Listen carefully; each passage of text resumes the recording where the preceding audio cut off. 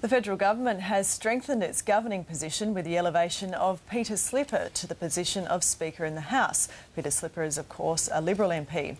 But according to the independent MP Andrew Wilkie, Julia Gillard still can't afford to disregard him. Now, there was speculation the government forced the resignation of Harry Jenkins to guard against the failure of Andrew Wilkie's pokie reforms. And Andrew Wilkie joins us now from Canberra. Mr Wilkie, good morning. I believe you had a 30-minute meeting with the Prime Minister last night. Did you secure a commitment from her that the government would press ahead with those pokie reforms? Good morning. Yes, I did. Although, in fact, when Julia Gillard rang me at about 8:30 yesterday morning to forewarn me of this development, she said then that nothing has changed. And last night in a lengthy meeting, she assured me again that nothing has changed. And in particular, in regard to poker machine reform, she's made it very clear the government remains committed to it. That does not surprise me because for the last 15 months, the government has been working towards poker machine reform.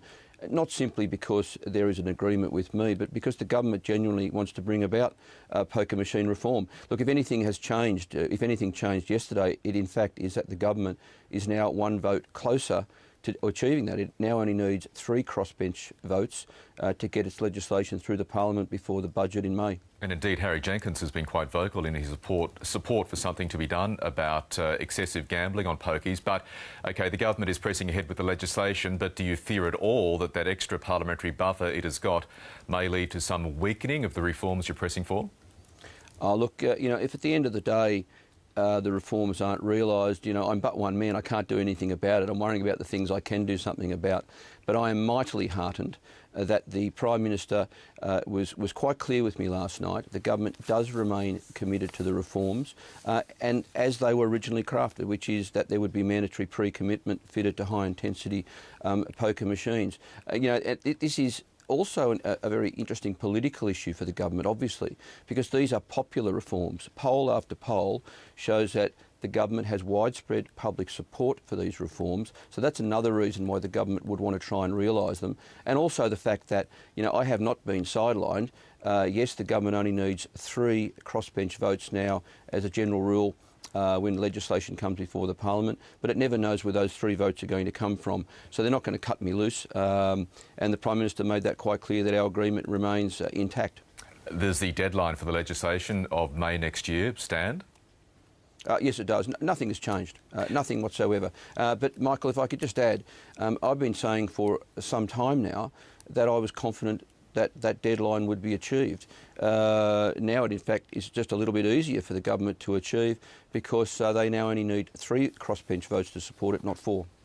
OK, you were there witnessing this dramatic day in Parliament yesterday. What's your view, Andrew Wilkie, of Harry Jenkins departing the chair? Do you believe he went of his own volition? Look, I've got no reason to think otherwise. You know, to the degree that, you know, if someone's to blame here, I think the opposition leader has to shoulder some responsibility for what happened yesterday. You know, the move to pre-select in Peter Slipper's seat, the pressure that was being put on him in his seat, in some ways this is a problem of the opposition's own making. You know, it was always on the cards. It was something that many people had been speaking about for a long time, that, you know, well, what if Harry Jenkins stood aside and what if Peter Slipper moved into that seat? And that's in fact what's happened. And in fact what's happened is, I believe, in the public interest, because now we have the government just that a bit more robust, a 2-seat buffer. Mind you, it'll want to keep a 2-seat buffer, so it won't want to burn any of the crossbenchers that support it and end up back where they started with a 1-seat buffer. Now, there was lots of speculation yesterday about an aborted attempt by your fellow independent Rob Oakeshott to either nominate or be nominated for the speakership. How far did those negotiations get? Well, I encouraged Rob myself. I think he would have made a very good speaker, and I encouraged Rob myself. And a number of opposition members approached him that I saw, but I never at any time sensed that Rob was actually particularly interested in it.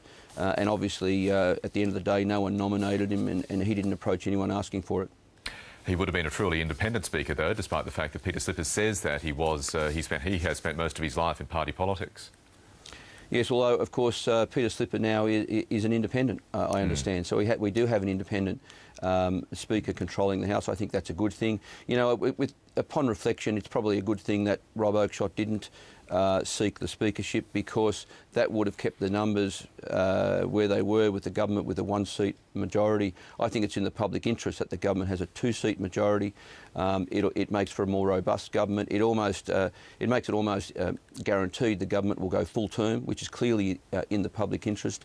And look, it'll make it a bit easier on my crossbench colleagues, because I sense that there has been some legislation over the last year that's been supported by Tony Windsor and Rob Oakeshott, and it's been very, very difficult for them to do that.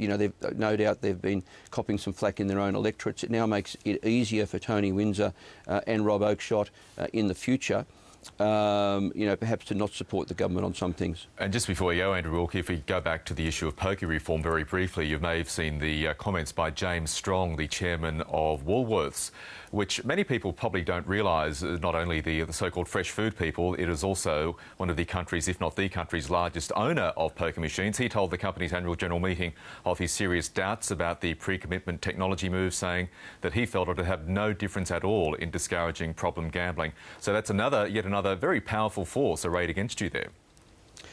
Yes, it is. But, when you have wealthy business people and wealthy businesses complaining about poker machine reform, I think it's actually helpful for me, because people understand even more that this is a business. For Woolworths, it is a very lucrative business, taking money from problem gamblers. Of course, Woolworths would say that. Of course, this has just become a bit easier for the government to implement too, Michael, because one of the criticisms was that the government was, had a gun to its head. It was just honouring a deal.